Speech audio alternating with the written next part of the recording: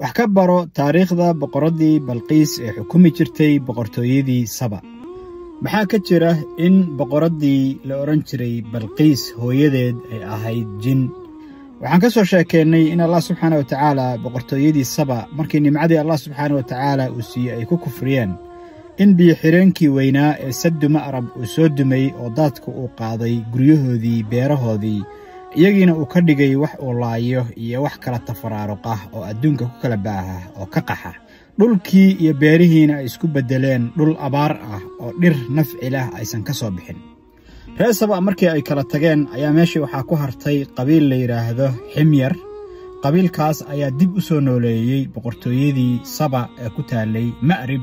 dadka qaarna waxay yiraahdaan boqortooyadaas waxay ka bilaabatay Ethiopia meesha la yiraahdo, oo halkaas ayay Balqiis markii dambe boqorad ka noqotay.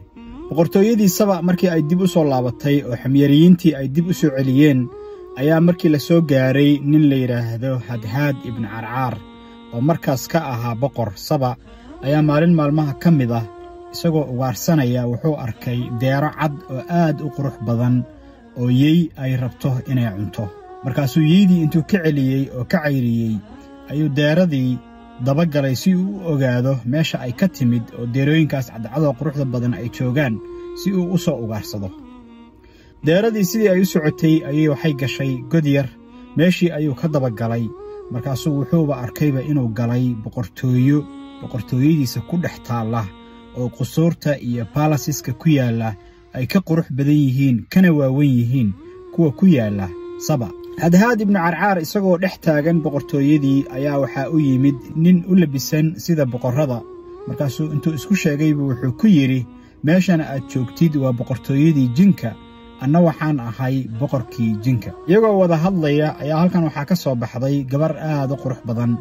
markaasuu wuxuu ku yidhi, tanna waa gabadhaydii, waa deeradii markii dhoweed aad badbaadisay oo yeyda aad ka badbaadisay. waan kuu mahadnaqayaa, haddii aad iga aqbashidna waan kuu guurinayaa. boqorkii Saba ee Hadhaad ibn Carcar la oran jiray, gabadhii boqorka jinka uu dhalay ayuu soo guursaday. kadibna wuxuu keenay Saba. waxay u dhashay baa la yidhi boqoradii Balqiis. boqorkii Hadhaad ibn Carcar ee Balqiis aabaheed ayaa waxaa la gaaray wakhtigii adduunkan uu ka tegi lahaa. dardaarankiisii u dambeeyey ayuu u dardaarmay wasiiradiisii iyo dadkii la talinayey. wuxuuna ku yidhi, haddii maanta aan geeriyoodo oo aan dhinto, boqortooyada gadaashay waxaa la wareegi doona gabadhayda Balqiis. qof maanta ka caqli badan oo ka xigmad badan oo ka ra'yi fiican ma jiro, mana joogo. markii u horraysay xoogaa waxay damceen inay ku mucaaradaan maadaama gabar ay tahay, horeyna aysan gabar xukun u soo qaban. laakiinse odaygii Hadhaad ibn Carcar aha wuu ku adkaystay, wuxuuna yidhi, gabadhayda ayaa boqoradda Saba noqonaysa.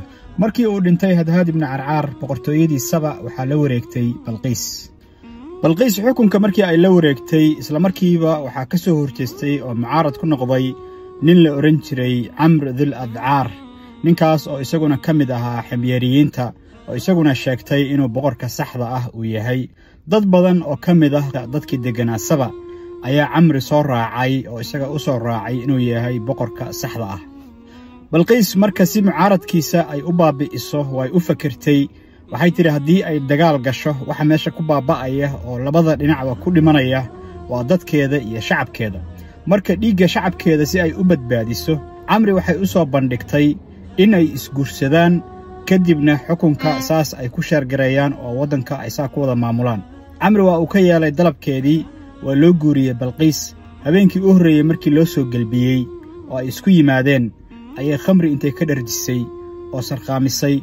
markii uu miyir beelay ba intay toorrey soo qaadatay ama midideedii ayay qoorta intay ka jartay oo ciidankeeda u dhiibtay madaxiisii bay waxay tiri, magaalada dhex bartankeeda ka laalaadiya si dadkoo dhan ay u arkaan.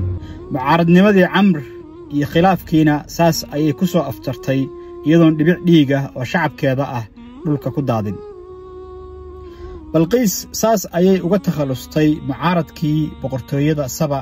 keligeed ayaana ka talin jirtay boqortooyadii Saba ilaa xilligii Nabi Suleymaan calayhi salaam uu soo baxay, ilaa markii dambe shimbirkii hudhudka ahaa uu soo ogaaday oo kadibna Nabi Suleymaan calayhi salaam intuu u yimid oo u sheegay in ay jirto boqortooyo meel halkaas ku taala oo qof dumar ay xukunto, dadkaasina ay caabudaan qorraxda.